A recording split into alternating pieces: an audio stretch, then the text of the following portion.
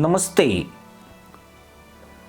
चरमराती अर्थव्यवस्था और सिर उठाता चरमपंथ पाकिस्तान के लिए बड़ी चिंता का सबब बना हुआ है। पाकिस्तान के सामने यह संकट इतना गंभीर हो चुका है कि इससे निपटने के रास्तों पर विचार करने के लिए राजधानी इस्लामाबाद में 2 दिनों तक मंथन चला। ये मीटिंग थी पाकिस्तान की राष्ट्रीय सुरक्षा समिति की। एनएससी पाकिस्तान में नागरिक और सैन्य मसलों पर विचार विमर्श के लिए सबसे बड़ा फोरम है। इसकी मीटिंग की अध्यक्षता प्रधानमंत्री शहबाज शरीफ ने की, जिसमें वरिष्ठ कैबिनेट मंत्री और खुफिया प्रमुख के साथ सेना प्रमुख सैयद असीम मुनीर भी शामिल हुए थे। 2 दिन के गहन विचार विमर्श के बाद एक विज्ञप्ति जारी की गई, जिसमें अफगानिस्तान का सीधा जिक्र तो नहीं था, लेकिन इसमें परोक्ष रूप से अफगानिस्तान की तालिबान सरकार को एक चेतावनी जरूर थी। पीएम ऑफिस की तरफ से जारी प्रेस रिलीज में साफ लिखा गया कि पाकिस्तान किसी भी देश में आतंकवाद को पनाह देने, इसे सम्मानित करने का समर्थन नहीं करता है। पाकिस्तान अपनी आवाम की सुरक्षा के लिए किसी भी हद तक कदम उठाने के लिए स्वतंत्र है। एनएससी ने पूरी ताकत के साथ हिंसा भड़काने या इसका सहारा लेने वाली सभी संस्थाओं, व्यक्तियों से निपटने की अपनी प्रतिबद्धता दोहराई। फोरम में आतंकवाद के खिलाफ नेशनल एक्शन प्लान को नए सिरे से तेज करने का फैसला किया गया। साथ ही इस बात पर जोर दिया गया कि केंद्र से लेकर राज्य सरकारें ऐसे सभी कदमों को लागू करने में अपनी भूमिका निभाएगी। इसके अलावा एनएससी ने देश की कानून व्यवस्था संभालने वाली सभी एजेंसियों, खासतौर पर काउंटर टेररिज्म डिपार्टमेंट की क्षमता बढ़ाने का भी फैसला किया। पाकिस्तान में आतंकवाद को काबू करने के लिए बनाई गई ये संस्था सबसे ज्यादा आतंकी हमलों के निशाने पर रही है। प्रेस रिलीज के एक बड़े हिस्से में देश की लगातार बिगड़ती आर्थिक हालत का भी जिक्र था। इसमें कहा गया था कि फोरम को अंतर्राष्ट्रीय वित्तीय संस्थाओं से चल रही बातचीत की जानकारी दी गई है।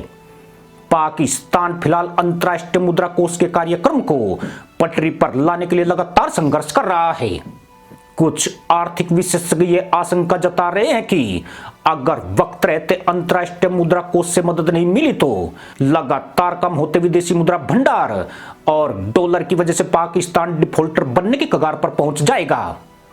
यहां गौर करने वाली बात यह है कि मदद हासिल करने के लिए अंतर्राष्ट्रीय मुद्रा कोष की कुछ आधार शर्तें होती है, मसलन सब्सिडी में कमी करना और पेट्रोलियम प्रोडक्ट्स की कीमतें बढ़ाना। लेकिन जनता की नाराजगी मोल लेने वाले इन कदमों पर पहल करने से पाकिस्तान की मौजूदा पीडीएम गठबंधन सरकार हिचक रही है। सरकार के मुताबिक देश में डॉलर की कमी की एक वजह अफगानिस्तान के लिए अवैध फ्लाइट है। इसे देखते हुए एनएससी ने अर्थव्यवस्था को स्थिर बनाने के लिए हवाला समेत अवैध मुद्रा के दूसरे सभी कारोबार पर लगाम कसने का फैसला किया है।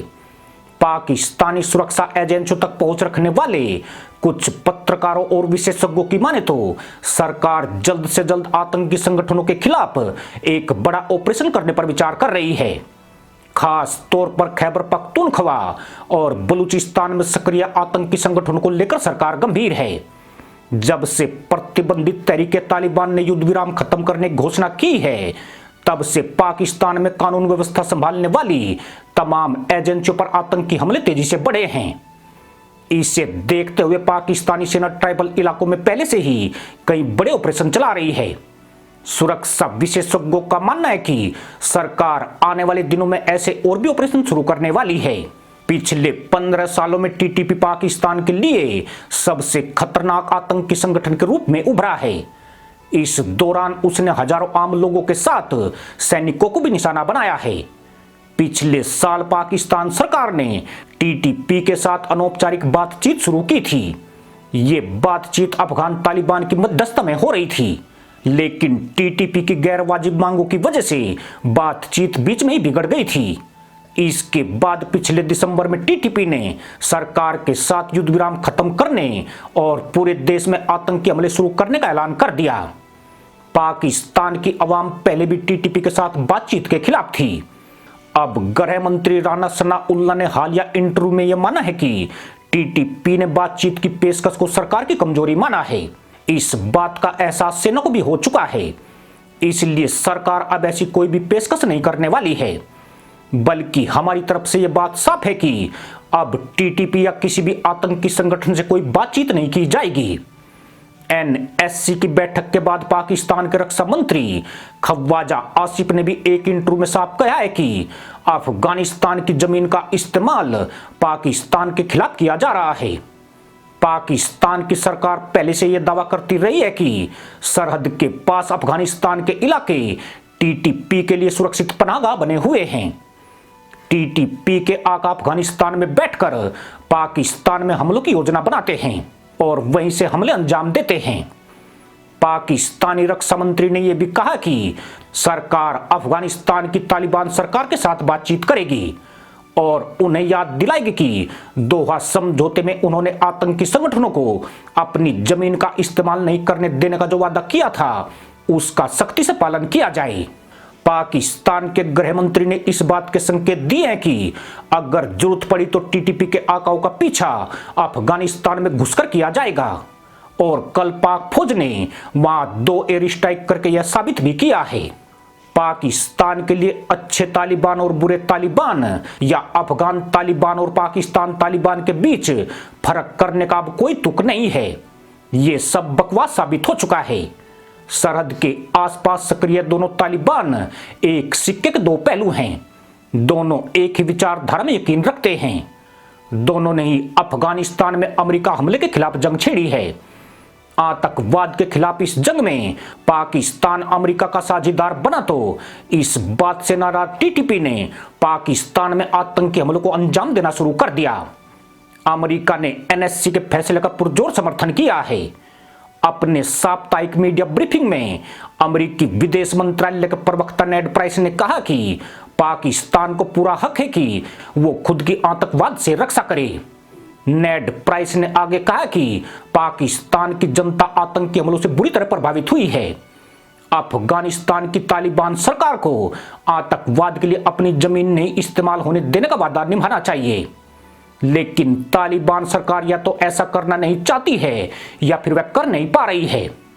उधर तालिबान के रक्षा मंत्री ने राना सनाउल्लाह के उस बयान पर कड़ा ऐतराज जताया जिसमें उन्होंने टीटीपी के खिलाफ अफगानिस्तान में घुसकर कार्रवाई करने की बात कही थी।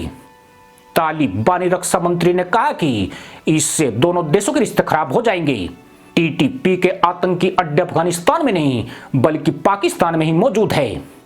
तालिबान सरकार के प्रवक्ता जबीउल्लाह मुजाहिद ने भी पाकिस्तान सरकार से अपील की है कि वो ऐसे बिना किसी आधार वाले भड़काऊ बयानों से बचाव करे। उन्होंने पाकिस्तान के मंत्रियों के बयानों को अफसोसजनक करार देते हुए कहा कि उनकी सरकार पूरी कोशिश कर रही है कि अफगानिस्तान की जमीन का इस्तेमाल पाकिस्तान या किसी दूसरे देश के खिलाफ ना हो सके। दरअसल टीटीपी पर कार्रवाई को लेकर मतभेद का असर पाकिस्तान और अफगानिस्तान के संबंधों पर साफ दिखने लगा है। ये ऐसा रिश्ता है जिससे कमजोर करना दोनों में से किसी के भी हित में नहीं है। तालिबान सरकार भी बड़ी मुश्किल में फंसी हुई है। उन्हें पता है पूरी दुनिया में अगर कोई अफगानिस्तान के साथ खड़ा रहा था तो वो उस वक्त पाकिस्तान था, लेकिन उनकी हरकतों से ऐसा नहीं लगता है कि टीटीपी के आतंकियों को पकड़ने में वो पाकिस्तान का साथ दे सकेंगे। सबसे बड़ा खतरा तो पाकिस्तान की मौजूदा सरकार के ऊपर ही मंडरा रहा है। टीटीपी ने हालिया धमकी में यह साफ कर दिया है कि वो अब तक आम लोगों और सेना के जवानों को निशाना बना रहे थे। अब सरकार में शामिल पाकिस्तान मुस्लिम लीग और पाकिस्तान पीपुल्स पार्टी के नेताओं पर हमले तेज करेंगे। टीटीपी ने यह भी कहा है कि अगर ये दोनों पार्टियां उनके संगठन के खिलाफ बनी रही तो उनके नेताओं को वो हरगिज नहीं छोड़ेंगे। उन्होंने आम लोगों को भी चेतावनी दी है कि वो इन नेताओं के इर्द गिर्द ना जाए। टीटीपी ने खास तौर पर विदेश मंत्री बिलावल भुट्टो जरदारी और शहबाज शरीफ का नाम लिया है। एनएससी की बैठक के बाद जारी विज्ञप्ति में देश को आर्थिक संकट से बाहर निकालने वाले किसी रोड मैप पर गहन विचार का जिक्र नहीं है, लेकिन एक बात पर सहमति जरूर दिखी कि आईएमएफ के कार्यक्रम को वापस पटरी पर लाने के लिए सभी लोग मिलजुल कर काम करेंगे। जानकारों की माने तो अगर बैठक में इस तरह की सहमति बनी है तो इसका मतलब साफ है कि पीडीएम की अगुवाई वाली गठबंधन सरकार जल्द ही कुछ सख्त फैसले ले सकती है, जो अब तक वो लोगों का समर्थन खोने के डर से नहीं ले रही थी। 12 पार्टियों की गठबंधन सरकार के लिए इमरान खान की बढ़ती लोकप्रियता पहले से ही चुनौती बनी हुई है। ये बात सभी सर्वेक्षणों में साफ तौर पर कही जा रही है कि अगले आम चुनाव में इमरान खान की जीत तय है। लेकिन एनएससी की बैठक में यह बात साफ कर दी गई है कि सरकार के पास अब तेजी से फैसले लेने के सिवा कोई चारा नहीं है। सरकार की निर्णय लेने में अक्षमता देश को डिफॉल्ट जैसी स्थिति में धकेल रही है। इन्हें अब सोचना होगा कि अब ये ज्यादा दिनों तक चीजों को नहीं टाल सकते हैं। आईएमएफ प्रोग्राम को जारी रखने के लिए सरकार को उनकी शर्तें माननी ही पड़ेगी।